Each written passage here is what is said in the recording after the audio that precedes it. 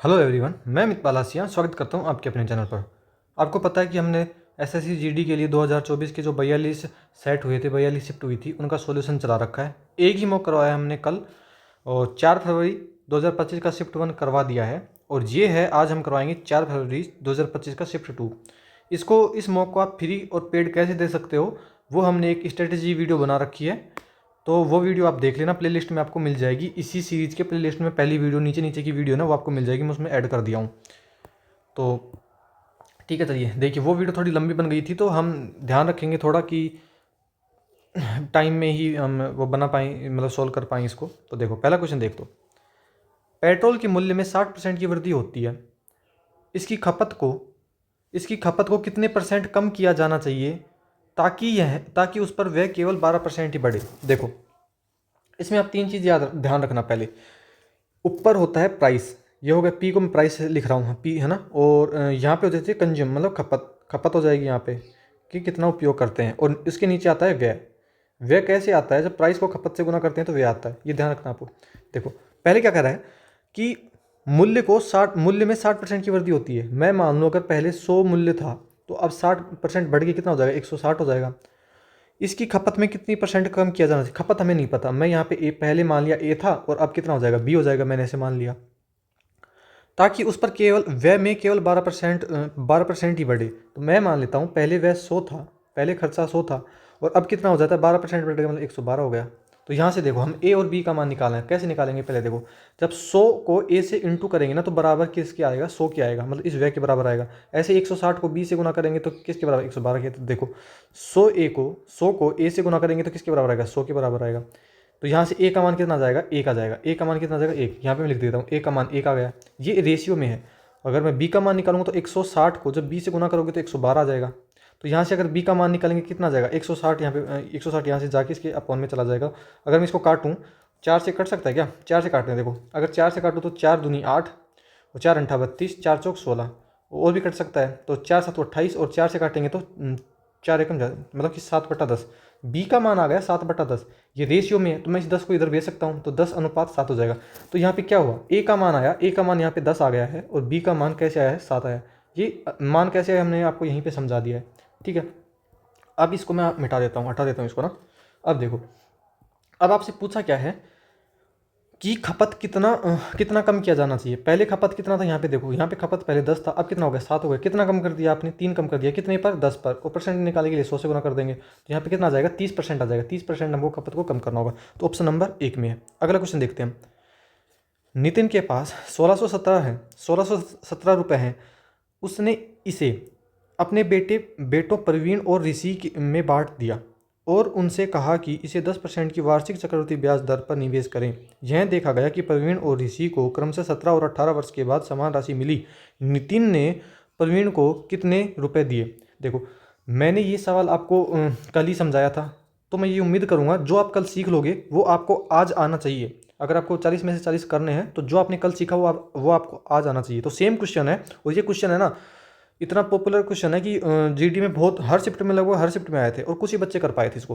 तो देखो, नितिन के पास, ये हो गया नितिन के पास कितने? 1617 रुपये हैं। हमने आपको इसमें एक लाइन भी बताई थी, वो लाइन आप मन में सोचो, है ना, बताना, मैं आपको थोड़ी देर में बाद बताऊंगा वो। यहाँ पे रेट कितनी है? 10% है। 10% की फ्रैक्शन वैल्यू मतलब कि 1/10, मतलब कि जो पैसा है ना वो 10 से कितना हो गया होगा? 11 हो गया होगा, ये होगा।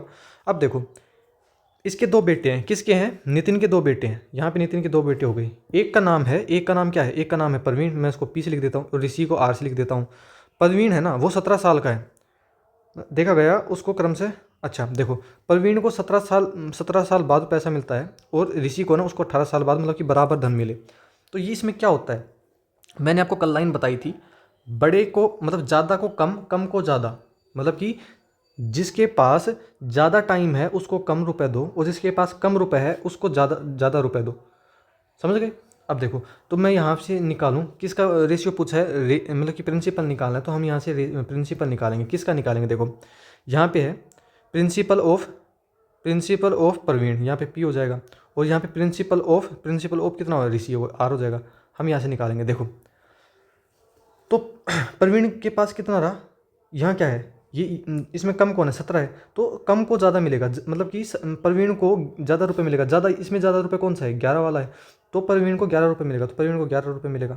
यहाँ पे क्या है, यहाँ पे ज़्यादा टाइम, तो ज़्यादा टाइम वाले को कम रुपये देंगे, कम यहाँ पे क्या है 10 है, तो ये हो जाएगा। अब देखो इनका अंतर कितना है, इनका अंतर कितना 1 है, तो इसकी पावर हम लेते हैं 1। अगर अंतर ज़्यादा होता है 2-3 का तो हम इसकी पावर 2-3 ले लेते हैं।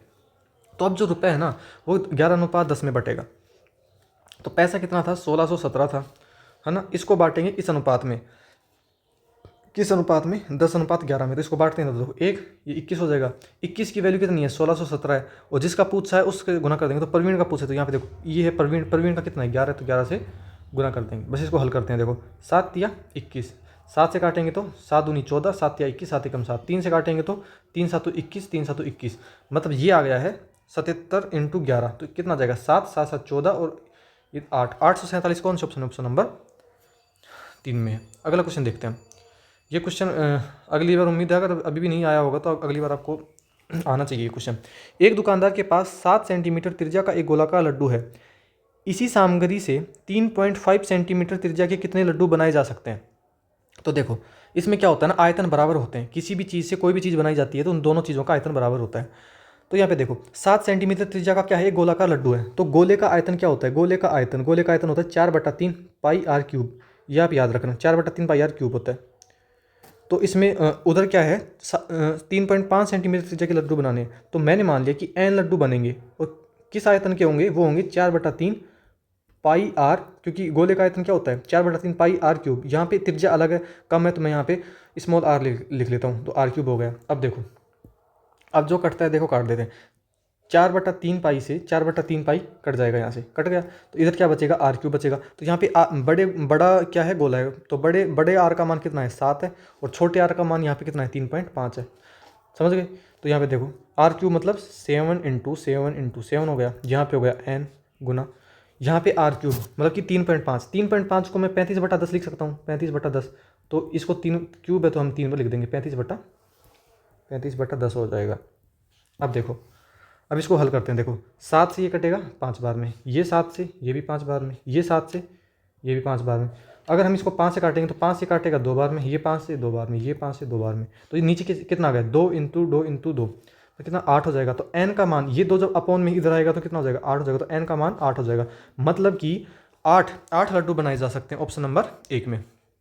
ये देखो 672 और 7056 का एलसीएम, ठीक है। देखो 8 का भाग देंगे तो 8 का भाग जाएगा इसमें, देखिए हम डायरेक्ट ले लेते हैं। 672 है, कितना है 672 है, और कितना है 7056 है, तो इसमें एलसीएम लेंगे। देखो पहले कॉमन ले लेता हूँ मैं, 8 कॉमन ले लेता हूँ पहले इसमें। देखो 8 8 64 कितना बच गया 8 चौक 32, यहाँ पे 8 कॉमन लूँगा तो 8 8 64, 4 बच गया, 6 बच जाएगा ना, 8 8 64 और 6 बच जाएगा, तो 8 नाम 8 8 64, फिर यहाँ पे 1 बचेगा, तो यहाँ 8 एकम 8, फिर यहाँ पे कितना बचेगा 8 एकम 8, कितना बच जाएगा यहाँ 7 बच जाएगा। देखिए हमने कहीं भी गलती कर दी, देखिए 1 मिनट रुकिए, हम इसमें 8 कॉमन ले रहे हैं, तो देखो 8 8 कितना होता है 64 होता है, यहाँ पे कितना बच जाएगा 6 बच जाएगा, तो 8 8 कितना होता है 64 होता है, यहाँ पे कितना बच जाएगा 1 बच जाएगा, तो 8 दूनी 16 होता है, तो ये आ जाएगा हमारे पास।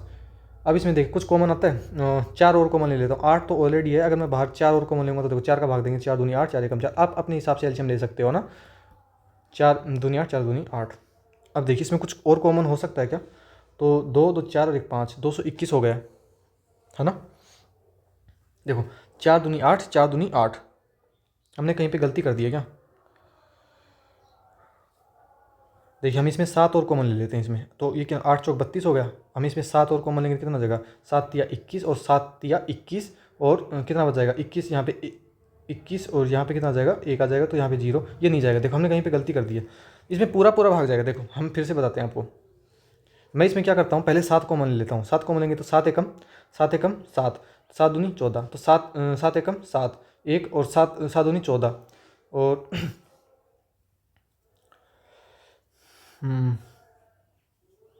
देखिए 7 दूनी 14, 7 एकम, हमने देखो मिस्टेक कर रहे हैं, देखो हम घबरा जाते हैं ना, 7 एकम 7, 1 हो गया, तो 7 दूनी 14 में 7 6 की 42, देखो ये हो चुका है।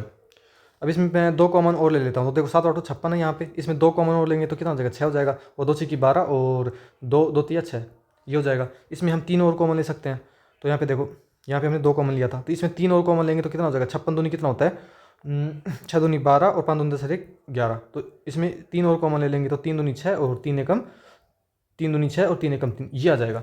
बस इसी को गुना करना है आपको, ठीक है। तो देखो, तो 112 इंटू 3 दूनी 6, 3 एकम 3, 3 एकम 3, अंदर कितना 21 दूनी 42। तो पहले मैं 2 से गुना कर लेता हूँ, फिर 21 से गुना कर लेंगे हम। पहले 21 से कर लेते हैं। 21 छिक्के कितना होता है, 21 छिक्के कितना होता है, 126 होता है। तो 6 आ जाएगा, यहाँ पे 12 हो जाएगा, 6 है ना, तो 12 हो जाएगा। 21 तिया 63, 63 2 65, 65 10, 65 10 75, 5 21 तिया 63, और 63 7 कितना होता है, 70 होता है ना। अब इसको 2 से गुना कर देंगे कितना, 6 दूनी 12 और 5 दूनी 10, 10 और 1 10 और 1 11, और 0 जाएगा तो 1 और 7 दूनी 14। तो ये कितना आ जाएगा, ये आ जाएगा 14 112। 14 112 कोई ऑप्शन में है, ऑप्शन नंबर 2 में है। ये थोड़ा कैलकुलेशन में मिस्टेक हो गए थे, हम घबरा गए थे ना। छोटा भाई बड़ा भाई समझ के माफ़ कर दिया करो आप। हाँ, अब देखो 16 प्लस, इसमें तो पेन उठाने की ज़रूरत नहीं है, फिर भी हम उठा लेते हैं पेन आपके लिए। 16 प्लस, देखो 10 का भाग 5 में देंगे तो 2 बढ़ जाएगा माइनस, और 2 का 3 में गुना करेंगे तो कितना जाएगा, 6 आ जाएगा। अब देखो 16 में से पहले 6 का उठाएंगे 10 और प्लस का 2 जोड़ेंगे तो 12 आ जाएगा। कौन सा ऑप्शन, ऑप्शन नंबर 1 में। 2 रेलगाड़ियाँ विपरीत दिशाओं में 60 किलोमीटर प्रति घंटा और 110 किलोमीटर प्रति घंटा की गति से चल रही हैं। एक रेलगाड़ी की लंबाई 360 मीटर है। उनके द्वारा एक दूसरे को पार करने में लगा समय 21 सेकंड है। दूसरी रेलगाड़ी की लंबाई ज्ञात करनी है। ठीक है, देखते हैं। यह क्वेश्चन नंबर 6। तो देखो, जब क्या होता है ना, विपरीत दिशाओं में रेलगाड़ी चलती हैं। देखो विपरीत दिशाओं में रेलगाड़ियाँ चलती हैं तो उनकी क्या होता है, चाल होती है ना, वो क्या होती है, जुड़ती है। तो जैसे एक रेलगाड़ी इधर चल रही है और एक रेलगाड़ी इसके विपरीत दिशा में चल रही है, इसकी स्पीड है 60 है, इसकी है 110। तो इनकी रिलेटिव स्पीड होती है, जब इनको जोड़ देंगे तो 60 प्लस 110 कितना हो जाएगा, 170 किलोमीटर प्रति घंटा हो जाएगा। 170 किलोमीटर प्रति घंटा ये आ जाएगा। अब देखो, तो डिस्टेंस भी क्या होती है, डिस्टेंस भी रेलगाड़ियों की जुड़ती है। जब ये इसको पार करेगी तो खुद की दूरी और दूसरी ट्रेन है उसकी दूरी को मतलब पार करती है। तो यहाँ पे डिस्टेंस कितनी हो जाएगी, देखो टाइम देते हैं। फॉर्मूला क्या होता है, देखो टाइम क्या होता है, डिस्टेंस टाइम बराबर डिस्टेंस अपॉन स्पीड होता है, पता है आपको। तो टाइम कितना लगता है, 21 सेकंड का टाइम लगता है। डिस्टेंस कितनी है, डिस्टेंस है एक रेलगाड़ी की 360 है और दूसरी रेलगाड़ी की हमको पता नहीं है तो मैं x मान लेता हूँ, और स्पीड कितनी है यहाँ पे 170 है। तो देखो सब मीटर पर सेकंड में है, लेकिन ये किलोमीटर प्रति घंटा में। मैं इसको 5/18 से गुना करूँगा तो 5 है, और अपॉन 18 मतलब ऊपर चला जाएगा 18। समझ गए। यहाँ से काटते हैं, देखो 6 से 3 बार में, देखिए 3 7 21, 3 छिकी 18, ये कट चुका है। 2 से 3 बार में, और 2 से काटेंगे तो इसको देखिए 2 से काटेंगे तो कितनी बार आएगा, 2 अंठू 16 और 2 पंजू 10, तो 85 दूनी कितना होता है, 170 ही होता है। ये हो चुका है। अब कुछ कटता है, कुछ भी नहीं कटेगा। देखो तो क्या है ना, यहाँ 85 इंटू 5 कितना होगा, 85 इंटू 5 कितना हो जाएगा, 55 25 2 8 5 40 2 42, इतना 425 आ जाएगा। ये 425 7 से गुना होगा इधर जाके, तो 425 इंटू 7 इससे गुना हो गया, ठीक है, इससे गुना होगा। और इधर क्या बच गया है, इधर बच गया है 360 प्लस एक्स, और ये क्या है, गुना में 3 है, तो ये गुना का 3 है ना, इधर आके किस में आ जाएगा, भाग में आ जाएगा। समझे आप। अब देखो इसको हल करते हैं। 7 5 35 और 7 दूनी 14, 14 3 कितना होता है 17, और 7 चौक 28 से 29। इसमें भाग देंगे हम पहले 3 का, और ये किसके बराबर है, 360 प्लस एक्स के बराबर है। देखिए, तो देखिए भाग देते हैं। 3 नाम 27 होता है, 2 बच गया, फिर 3 नाम 27 होता है, कितना बच गया 0, और 3 एकम 3 होगा तो कितना बचेगा 2 बच जाएगा पॉइंट, और 3 छिक्के 18 मतलब 991.6 आएगा। ये जब 360 इधर आएगा तो ये माइनस का 360 हो जाएगा, तो माइनस का 360 हो जाएगा, तो कितना आ जाएगा 0.6 1 और 3 हो जाएगा, और यहाँ पे कितना बचा है, तो 631.6। कौन से ऑप्शन में, ऑप्शन नंबर 1 में है।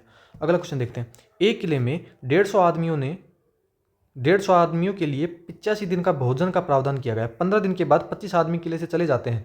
शेष भोजन कितने दिनों तक चलेगा। तो देखो इसको आप काम भी मान सकते हो कि 150 आदमी है ना, 85 दिन तक कोई काम करते हैं, ऐसे मान सकते हो। या फिर इसमें क्या है ना, देखो 100 मतलब कि 150 आदमी है, 85 दिन का भोजन का प्रावधान है, मतलब 85 दिन तक कोई भोजन कर सकते हैं, इतना उनके पास भोजन है। तो इसको 85 से गुना कर देंगे तो क्या हो जाएगा, टोटल भोजन आ जाएगा। आ गया। तो देखो 15 दिनों के बाद 25 आदमी चले गए, तो देखो 15 दिनों तक 25 आदमी चले गए, तो 15 इंटू, तो 150 आदमी है ना, जो 150 आदमी है वो 15 दिन तक तो उस भोजन को खाए होंगे, तो कितना खा चुके होंगे। देखो 15 का स्क्वायर होता है 200, 225 होता है और एक जीरो है, तो इतना खाना वो खा चुके होंगे। और खाना कितना था, देखो 15 पंजू 100, 15 15 5 75 और 7 और 15 इंटू 120 और 120 से 7 127, इतना भोजन था और 15 दिनों में इतना इन्होंने खा लिया। अब देखो बचा कितना है, तो इसमें से हम 2250 घटा देंगे तो वो बचा हुआ आ जाएगा। तो कितना बच जाएगा, देखो 0 0 और 5 और 0 और 1, तो इतना भोजन बच चुका है। अब क्या कह रहा है ना, ये भोजन है ना, ये बचा हुआ भोजन कितने दिनों तक चलेगा, कितने दिनों तक चलेगा, तो देखो 1000 मतलब 105 00 भोजन है, तो इसमें क्या करेंगे 150 में से 25 आदमी तो चले गए, अब बचे कितने, 125 बचे हैं। तो ये 125 जने 105 00 को कितने दिनों में खा जाएंगे भोजन को, देखो इसको हल करना, देखो 25 पंजू 125 होता है, 25 चौक 100, 5 25 दूनी 50, जीरो आएगा और 5 से काटेंगे तो 5 एकम 5 इंटू 40 और 2 और 5 चौक 20, तो ये 84 दिन चलेगा। 84 दिन कौन सा ऑप्शन नंबर ए में है। आप मुझे ये बताना, आपको टैबलेट्स जो मैं अभी पढ़ा रहा हूँ ये ऐसे सही लगता है, ये जो हम पेन कॉपी पे पढ़ाते हैं वो अच्छा लगता है ना, ज़रूर बताना है। अब देखो 8वां क्वेश्चन, एक ग्राहक 40% की छूट या 25% और 15% की दो क्रमिक छूटों में से किसी एक का चुनाव करने में असमर्थ था, दोनों छूटों में अंतर बताना है। देखो एक छूट है 40% की है और एक छूट है 25 और 15 की दो क्रमिक छूट, यानी इसमें फॉर्मूला लगेगा a plus B minus A into B upon 100। ये फॉर्मूला पता है आपको, तो इसमें हम मान रखेंगे। देखो कैसे रखेंगे, 25 प्लस 15 कितना होता है, ये 40 हो जाएगा, 40 माइनस और यहाँ पे कितना आ जाएगा 25 इंटू 15 अपॉन 100। तो देखो 25 को 15 से गुना करेंगे तो 25 पंजो 125 होता है और 25 से कम 25 2 27 और 10 से 37 होता है, 2 जीरो है तो यहाँ पे पॉइंट आ जाएगा, यहाँ पे 40 और माइनस। तो इसका अंतर पूछा है, तो देखो ये डायरेक्ट अंतर दिख रहा है, डायरेक्ट अंतर कितना है, देखो ये 40 है, इसमें से ये मैं घटाऊंगा तो ये 40 कट जाएगा और अंतर कितना आ जाएगा 3.75 का आ जाएगा। तो कौन से ऑप्शन में, ऑप्शन नंबर 2 में। बाकी आप पूरा भी इसको कर सकते हो, पहले आप इसमें से घटाओगे फिर जो मान आएगा उसको 40 में से घटाओगे तो भी 3.75 ही आएगा। अगला क्वेश्चन देखते हैं, इसका मान बताना है, लो बताओ, गुना भाग करना है। अब आपको कुछ क्वेश्चन ऐसे लेवल के आते हैं ना, CGL में आते थे, ऐसे लेवल के आएंगे और कुछ ऐसे आएंगे कि सच में लगता है कि GD का पेपर है, पर विश्वास मत करना, आप अपनी अच्छी तैयारी रखना। देखो माइनस का 9 है, ये है माइनस का, तो देखो माइनस का 60, देखो ये है माइनस का 60, इसमें -12 का भाग दे रहा है, हम यहीं पे ऐसे लिख देते हैं। देखो अब ये माइनस का 3 जब 9 से इंटू होगा तो माइनस का कितना आ जाएगा 27 आ जाएगा, समझे। ये देखो ये माइनस का माइनस कट जाएगा तो 12 पंचो 60 होता है, तो यहाँ पे देखो ये है माइनस का 9, अंदर क्या है प्लस का 5, लेकिन बाहर क्या है माइनस का, तो ये माइनस का 5 हो जाएगा, यहाँ पे माइनस का 27 आ जाएगा। तो 27 9 कितना होता है 36 और 36 और 5 कितना होगा माइनस का 41 आ जाएगा। कौन सा ऑप्शन, ऑप्शन नंबर 1 में है। एक परीक्षार्थी 25% अंक प्राप्त करता है और 68 अंकों से अनुत्तीर्ण हो जाता है, जबकि दूसरा परीक्षार्थी जो 50% अंक प्राप्त करता है उत्तीर्ण होने के लिए आवश्यक न्यूनतम अंकों से 42 अंक अधिक प्राप्त करता है, तो परीक्षा में अधिकतम अंक ज्ञात कीजिए। तो देखिए क्वेश्चन नंबर ये है 10, तो मैंने मान लिया एक परीक्षा थी जो है ना 100x अंकों की होती है, 100 नंबर की होती है, मैं x इसके साथ लगा रहा हूँ जिससे कि रियल वैल्यू और ये जो परसेंटेज है ना वो मिक्स ना हो। तो एक व्यक्ति है ना, एक विद्यार्थी, उसको 25% अंक मिले, मतलब कि 100x का अगर 25% मिलेगा कितना मिला 25x मिला, ठीक है। और वो क्या हो रहा है ना कि 68 अंकों से फेल हो गया, मतलब कि ये जो 25x मिले ना ये 68 अंकों से फेल हो गया, इसमें 68 अंकों से फेल हो गया ये। एक दूसरा विद्यार्थी है जिसको मिल रहे हैं 50%, तो यहाँ से देखो यहाँ पे मेरे इसको 50x मिला, 100 का 50% मतलब कि 50 अंक मिला। अब उत्तीर्ण होने के लिए आवश्यक न्यूनतम अंकों से वो 42 अंक ज़्यादा ले आया, कितना ज़्यादा लेके आया 42 लेके आया ज़्यादा। अब यहाँ पे एक चीज़ ध्यान देने की है, देखो ये 42 ज़्यादा लेके आया, ये 42 ज़्यादा लेके आया। अब देखो ये क्या है ना, ये 68 अंकों से क्या हो रहा है भाई फेल हो रहा है।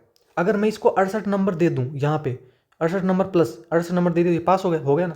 ये 42 ज़्यादा लेके आ रहा है, अगर मैं इसको 42 कम दे दूँ तो ये भी क्या हो जाएगा पास के बराबर आ जाएगा, ये दोनों अंक है ना बराबर होंगे। तो यहाँ से देखो x का मान निकाल लेंगे हम आराम से। तो देखो ये 25 का x इधर जाएगा तो माइनस का होगा, तो यहाँ पे कितना आ जाएगा 25x आ जाएगा। ये 42 के इधर आके प्लस हो गया तो 8 2 10 और 6 4 10 100 मतलब 110 हो गया। तो यहाँ से x का मान कितना आ जाएगा, यहाँ पे x का मान आ जाएगा 110/25।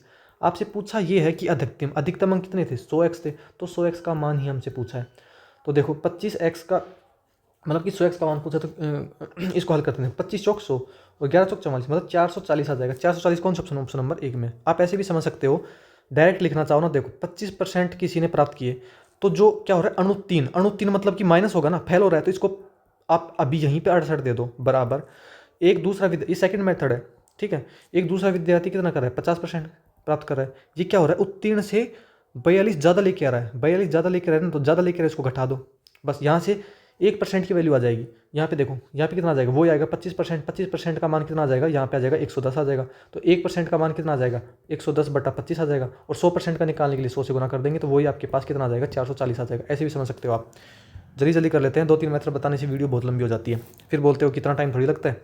देखो, सचिन 60 किलोमीटर प्रति घंटा की गति से 2 घंटे तक यात्रा करता है और 40 किलोमीटर प्रति घंटा की गति से 80 किलोमीटर की दूरी तय करता है। तो औसत स्पीड देखो, एवरेज स्पीड होती है ना, एवरेज स्पीड, इसका फॉर्मूला होता है टोटल दूरी अपॉन टोटल समय। तो आप पहले ये देखो, टोटल दूरी और टोटल समय निकालेंगे हम यहाँ से। कैसे निकालेंगे, देखो पहले में तो टाइम देखा, देखो पहले में दे रखा है 60 किलोमीटर प्रति घंटा की गति से 2 घंटा चला, मतलब 60 किलोमीटर प्रति घंटा की से चल रहा है और 2 घंटे में कितना चल देगा, 120 किलोमीटर चल देगा।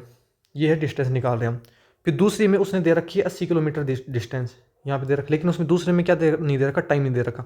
तो देखो 80 किलोमीटर चलेगा 40 की स्पीड से, तो कितना टाइम में पहुंच जाएगा, वो 2 घंटे में पहुंच जाएगा। समझ गए। तो यहाँ पे देखो, यहाँ पे टोटल डिस्टेंस कितनी आ जाएगी, 120 और 80 कितना होता है, 200 जाएगा। तो यहाँ पे टोटल डिस्टेंस आ गई। एवरेज स्पीड में निकालूँ तो यहाँ पे कितना हो जाएगा, 200। तो 200 किलोमीटर डिस्टेंस हो गई है। और टाइम देखो, पहले में वो 2 घंटे चल रहा था, और अब भी यहाँ से अगर हमने टाइम निकाला तो 2 घंटे, यहाँ पे 4 का भाग देंगे तो कितना आ जाएगा, 4×5 = 20, यहाँ पे 50 आंसर आ जाएगा। तो 50 एवरेज स्पीड कौन सा ऑप्शन नंबर 4 में। उम्मीद आपको ये भी समझ में आया होगा ना। अब अगला क्वेश्चन देखते हैं। राजेश्वर एक कार्य को 12 दिनों में और विक्रम है ना वो 6 दिनों में और टाइगर है ना 15 दिनों में कर सकते हैं। वे सभी एक साथ मिलकर कार्य करना शुरू करते हैं, लेकिन राजेश्वर 2 दिन बाद कार्य छोड़ देता है और विक्रम कार्य पूरा होने से 3 दिन पहले कार्य छोड़ देता है। तो कार्य कितने दिनों में पूरा हुआ, देखिए। तो देखो, ये है यहाँ पे है राजेश्वर को मैं लिख लिया आर, ये कर रहा है 12 दिन में, विक्रम है 6 दिन में, और टाइगर है ये कर रहा है 15 दिन में। ठीक है। यहाँ पे हम पहले क्या एफिशिएंसी लेने के लिए हम इसका क्या लेंगे, एलसीएम लेंगे। तो यहाँ पे एलसीएम कितना आ जाएगा, देखो यहाँ पे एलसीएम आ जाएगा 12×5 = 60। तो यहाँ पे एलसीएम हमने ले लिया 60। ठीक है। तो यहाँ पे देखो 12×5 = 60, तो 6 दाएँ 60 और 15 चौक 60। ये इसके क्या आ गई, इनकी एफिशिएंसी आ गई है, आ गई तीनों की। अब देखो कह रहा है, लेकिन राजेश्वर 2 दिन बाद कार्य, वो एक साथ सारी कार्य शुरू करते हैं। तो एक साथ देखो, वो एक दिन में कितना कार्य कर सकते हैं, 10, 5, 15, 4, 19। वो एक दिन में 19 कार्य कर सकते हैं, और उन्होंने एक साथ मिलकर 2 दिन तक काम किया, तो कितना काम कर दिया, 38 काम कर दिया। तो 60 में से 38 काम हो चुका है, तो बचा कितना, देखो यहाँ से घटा देंगे इसको, तो 22 काम बच गया। अब क्या, विक्रम कार्य पूरा होने से 3 दिन पहले कार्य छोड़ देता है। तो आप ये ध्यान रखना, जो कार्य छोड़ रहा है ना उसको पकड़ के लेके आओ जबरदस्ती, कि नहीं जाने देंगे तेरे को, हम करवाएंगे। वो कितने दिन पहले कार्य छोड़ रहा है, 3 दिन पहले। कौन छोड़ रहा है, विक्रम 3 दिन पहले कार्य छोड़ रहा है। तो 3 दिन पहले छोड़, इसको है ना 3 दिन पहले काम करवा लो। तो विक्रम की एफिशिएंसी देखो कितनी है, 10 है। तो ये 3 दिन तक 10 की एफिशिएंसी 3 दिन तक काम करेगा, कितना कर देगा, 30 काम कर देगा। बचा कितना था, 22 था। इसमें मैं 30 काम और जोड़ दूँ, कितना हो जाएगा, अब कितना हो जाएगा, 32 हो जाएगा। मतलब 3 तो बाद 52 हो जाएगा, 52 काम हो गया यहाँ से। अब देखो कार्य अब क्या कह रहा है ना, कार्य पूरा होने में कितना समय लगा, देखो अब काम कितना बचा है, 52 बचा है। तो राजेश्वर तो जा चुका है, अब करना किसको है, विक्रम को और ये टाइगर को। तो ये कितना करते हैं, 14 काम करते हैं। तो 14 का हम भाग दे देंगे। तो देखो 2 से काटेंगे तो 7 बच जाएगा, 2 से काटेंगे तो 2 दूनी 4 और 2 6 12, तो 26/7 आ जाएगा। तो 26/7 को और हल करेंगे तो 7 या 21 होता है, 21 होता है, और 4 बचेगा, मतलब 5 बचेगा, और 5/7। तो 3 सही 5/7 उनको और दिन लग जाएंगे। लेकिन 2 दिनों तक उन्होंने पहले भी मिलकर काम किया था, ये देखो। तो 2 दिन इसमें और जोड़ देंगे, तो 3 में जब 2 जोड़ेंगे तो 5 सही 5/7 हो जाएगा। ये कौन से ऑप्शन में, ऑप्शन नंबर 2 में। उम्मीद है ये समझ में आया होगा आपको ना, बेसिक था थोड़ा। देखो एक दुकानदार है, एक वस्तु को 520 में खरीदता है। 10% लाभ प्राप्त करने के लिए उसे वस्तु को किस मूल्य पर बेचना चाहिए। देखो 550 में खरीदा, 10% का लाभ चाहिए, तो आप क्या करो, 110% पर बेच दो उसको। जी आपका आंसर हो जाएगा जी। ये देखो, ये 2 जीरो से ये 2 जीरो कट जाएंगी, तो 52 को जब 11 से गुणा करोगे तो 2, 7 और 5, तो 572 आ जाएगा। कौन से ऑप्शन में, ऑप्शन नंबर 3 में।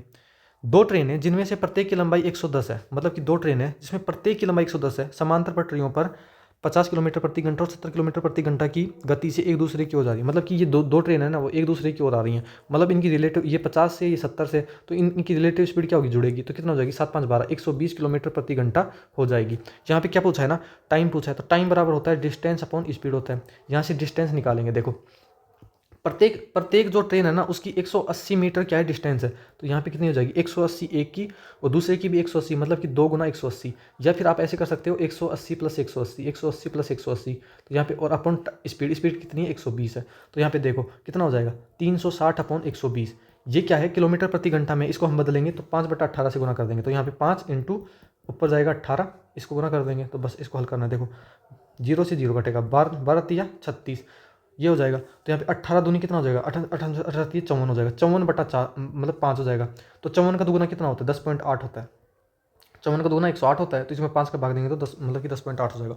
कौन से ऑप्शन में, ऑप्शन नंबर 3 में है। ये कैसे किया है, इन दोनों को मतलब डबल कर दो तो ये 108 हो जाएगा, यहाँ पे क्या हो जाएगा 10 बन जाएगा, तो 10 का भाग देना आसान होता है, एक पॉइंट छोड़ के दशमलव लगा देते हैं, ठीक है, इतना पता होगा आपको।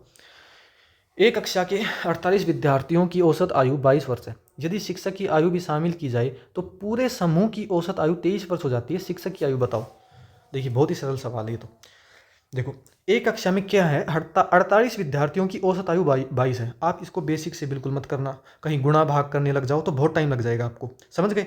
तो देखो कितनी है 22 एज है इनकी, 22 वर्ष है। अब शिक्षक की भी आयु उसने शामिल करते ही कितनी होगी 23 हो गई।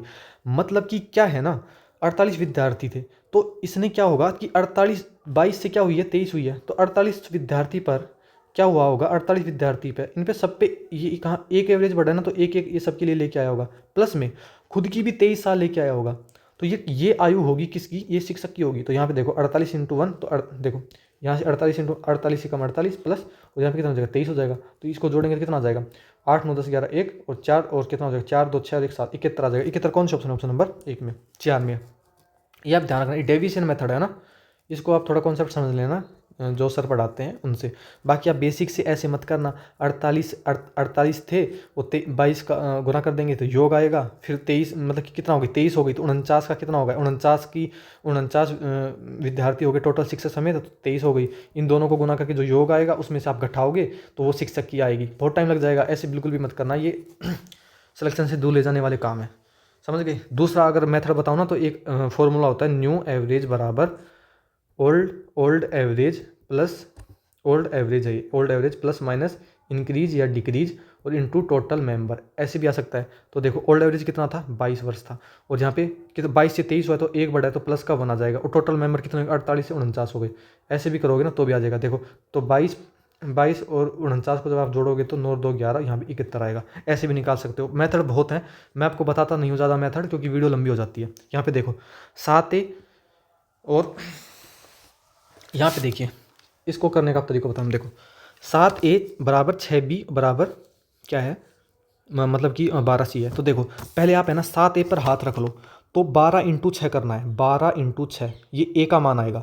जब आपको B को निकालना है तो B को ढक लो, बच क्या गया 7A और 12C बच गया, तो जो इनके साथ वैल्यू है ना उसका गुना कर दो, तो 12 इंटू 6 हो जाएगा, ये B का मान आ जाएगा 12 इंटू 6 ये हो जाएगा।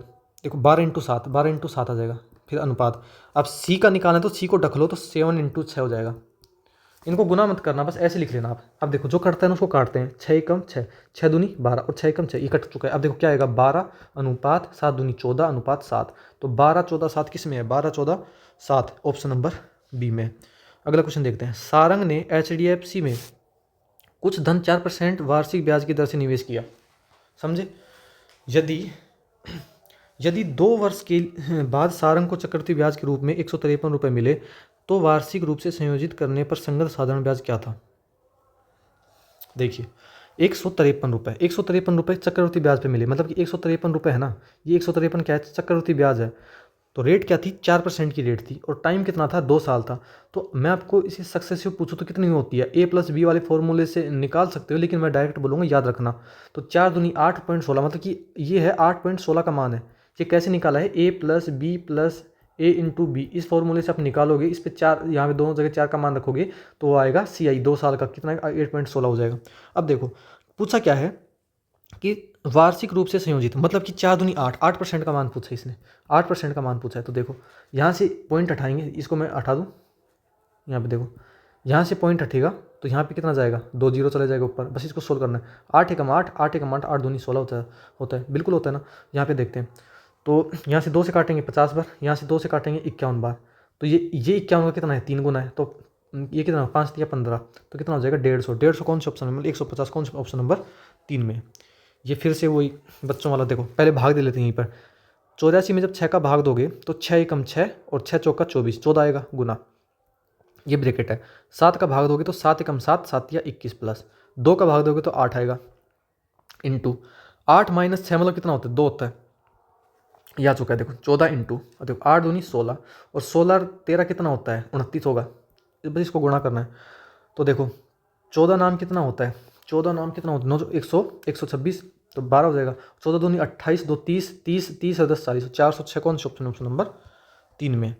एक बेईमान दुकानदार अपने माल को क्रय मूल्य पर बेचने का वादा करता है, हालांकि वह एक ऐसे मूल्य का उपयोग करता है जिसका वास्तविक वजन लिखे गए वजन से 26% कम है, उसका लाभ प्रतिशत ज्ञात कीजिए।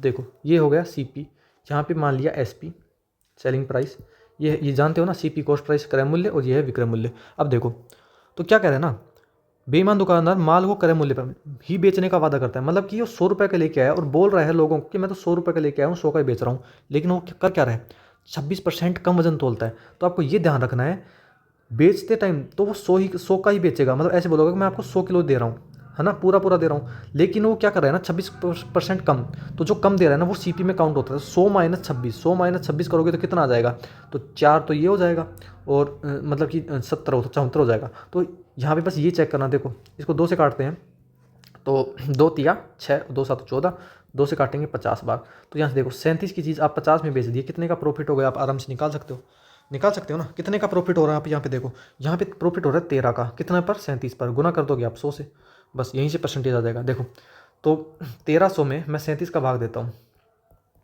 देखिए दीजिए, तो 37 दिया कितना होता है 111 होता है, तो 10 में से जाएगा तो 9, और यहाँ पे कितना बच जाएगा 2 में 1, 19 बच जाएगा, यहाँ पे हम जीरो उतार लेंगे, तो 37 पंजा कितना होता है 185 होता है, तो कितना बच जाएगा यहाँ पे 5 बच जाएगा, तो 5 में 37 का भाग नहीं जा रहा, तो यहाँ पे कितना 5/37, तो ये हमारा आंसर हो जाएगा कौन से ऑप्शन में, ऑप्शन नंबर 4 में। अगर मैं आपको ये समझ में नहीं आया तो अगर आपको बिल्कुल बेसिक मेथड बताऊँ, शायद कोई सर ने बताया हो आपको, देखो आप मान लो कि एक दुकानदार वाला है, वो 100 किलो क्या लेके आया, कोई सामान लेके आया, कितने रुपए में लेके आया 100 किलो, 100 रुपये में लेके आया भाई, ले आया। अब बोल रहा है लोगों को मैं तो 100 रुपये में क्रय मूल्य पर बेचता हूँ, मतलब कि वो 100 रुपये का सामान लेके कितने में 100 रुपये में बेच रहा है, लेकिन वो कर क्या रहा है 26% कम वजन तोलता है, 26% कम वजन तोलता है, मतलब कि 100 किलो लेके आया था, इसका 26% कम कर देगा तो कितना तोलेगा वो कितना तोलेगा 74 किलो तोलेगा। तो देखो जब 100 किलो का मूल्य 100 रुपये है तो 74 किलो का कितना हो जाएगा 74 रुपये हो जाएगा, बस आपको यहीं से चेक करना है। देखो 74 से वो 100 रुपये में बेच रहे हैं तो कितना का लाभ हो रहा है, तो यहाँ पे देखो 74 की चीज़ को 100 रुपये में बेच रहा है तो कितना लाभ हो रहा है। तो यहाँ पर क्या कर सकते हो, रेशियो भी ले सकते हो। हमने ऊपर क्या किया था, हमने ऊपर यहीं पे रेशियो तो लिया था, तो यहाँ से काटोगे तो वही 37 और अनुपात 50 हो जाएगा, और यहाँ से आप जो आंसर निकालोगे आपका आंसर यही आएगा। उम्मीद है ये समझ में आया होगा, अगर वो समझ में नहीं आया तो कह रहा हूँ ना, मेथड आपको मैं कई बता दूँ पर वीडियो लॉन्ग हो जाती है। देखो अमित है 5400 रुपये और गोपाल है उसके पास 9400 रुपये समान साधारण ब्याज की दर पर निवेश करते हैं। यदि 4 वर्षों के अंत में गोपाल को अमित से 480 रुपये अधिक मिलते हैं तो सब वार्षिक ब्याज दर ज्ञात कीजिए। तो देखो इनका ऐसे ही निकाल लेते हैं। पहले देखो ज़्यादा रुपये है ना उसको पहले लिखेंगे क्योंकि उसका अंतर है ना हमेशा पॉजिटिव लेना होता है। तो देखो गोपाल के पास कितने 9400 रुपये, तो ये हो गए 9400 रुपये, ठीक है, इंटू 4 साल के लिए दे रहा है, रेट हमको पता नहीं है तो यहाँ पे आर हो जाएगा अपॉन 100। ये क्या हो, ये क्या है, एसआई का फॉर्मूला आपको पता हो तो PRT अपॉन 100, ध्यान आ गया। अब देखो गोपाल के पास कितने हैं 5400 रुपये हैं, ये भी 4 साल के निवेश कर रहा है और कितने पर आर रेट पर और अपॉन 100। इन दोनों का अंतर, इसका ब्याज जो मिलेगा और इसका जो ब्याज मिलेगा इनका अंतर दे रखा है 480, अधिक या कम होता है ना वो अंतर होता है, समझ गए। बस इसको हल करना है आपको। तो देखो ये 2 जीरो से ये 2 जीरो कट जाएगा, ये 2 जीरो से ये 2 जीरो कट जाएगा, तो यहाँ पे कितना हो जाएगा 94 इंटू 4 को आर से करेंगे तो 4R माइनस 54 इंटू इसको भी 4R से गुना कर देंगे और ये हो जाएगा 480 के बराबर। इसमें मैं क्या करता हूँ ना 4R कॉमन ले लेता हूँ, तो 94 माइनस 54 बराबर किसके हो जाएगा 480 के हो जाएगा। मैं क्या करता हूँ 4R, इसका अंतर कितना हो जाएगा देखो जीरो, और यहाँ पे कितना बचेगा 4 बचेगा, 40 बराबर कितने हो जाएगा 480 के, आ गया इतना। इसको हल करते हैं, देखो 0 से 0 तो 4 एकम 4 और 4 दूनी 8, 4 से काटेंगे तो 3, तो आर का मान कितना आ जाएगा 3% आ जाएगा। कौन से ऑप्शन है, ऑप्शन नंबर 2 में। तो हमने आज तो जल्दी कर लिया है, 35 मिनट की वीडियो बनी है ना। तो 20 क्वेश्चन कर दिए हैं, अब हम आपको सबमिट कर देते हैं। कोई गलती हो गई तो हमें माफ़ कर देना, छोटा भाई समझ के। हो जाता है यार गलती, देखो हो ही गई, बोला क्या था और हो ही गई गलती। कैलकुलेशन में कहीं पे मिस्टेक हुई होगी पक्का, मैं अभी बता देता हूँ आपको। देखो हमने क्या किया, तो इसमें हमसे गलती हुई है। देखो हम आपको फिर से बता देते हैं इस क्वेश्चन को कैसे करना है। देखो 25% अंक प्राप्त किया, ठीक है, तो क्या हुआ, 68 अंकों से अनुत्तीर्ण हो गया। अनुत्तीर्ण मतलब कि फेल हो गया, तो हम उसको 68 नंबर दे देते हैं तो पास हो जाएगा। जबकि दूसरा है ना 50% प्राप्त कर रहा है और क्या कर रहा है ना 42 अंक से अधिक ले आया, तो उसको 42 अंक कम कर देंगे तो क्या हो जाएगा, पासिंग मार्क्स आ जाएंगे। तो यहाँ से हम देखते हैं ये 25 इधर जाएगा तो कितना बचेगा, यहाँ पे इधर आएगा तो ये 25% हो जाएगा, ये परसेंट है, परसेंटेज में अलग अलग। इधर ये 42 का इधर आएगा तो कितना हो जाएगा, 8 2 10 1 6 4 10 1 11 हो गया। ये 25% का मान 110 है, हमें 100% का निकालना है। तो देखो 100, तो देखो 110 है ना, ये 25% का मान है, हमें 100 का निकालना है। तो देखो 25 चौक 100 होता है, तो 11 चौक 44 होगा, तो 440 हमने क्या लगा दिया था, देखो हमने 400 लगा दिया था। हमने आंसर शायद ऊपर सही भी दिया था, लेकिन हमें टिक लगाने में ही गलती हो गई थी, तो यहाँ पे 440 ही आएगा। हमने ऐसे ही किया था, और आप जो मेथड बताया ना उससे भी करोगे। मैं अगर ऊपर चल के दिखाऊँ आपको कौन सा क्वेश्चन था, ऐसे पता भी नहीं चलेगा ना, टाइम लग जाएगा और वीडियो लॉन्ग हो जाएगी। तो उम्मीद अब समझ में आया होगा आपको, ये छोटी छोटी गलतियाँ हो जाती हैं और इन गलतियों से आपको भी बचना है।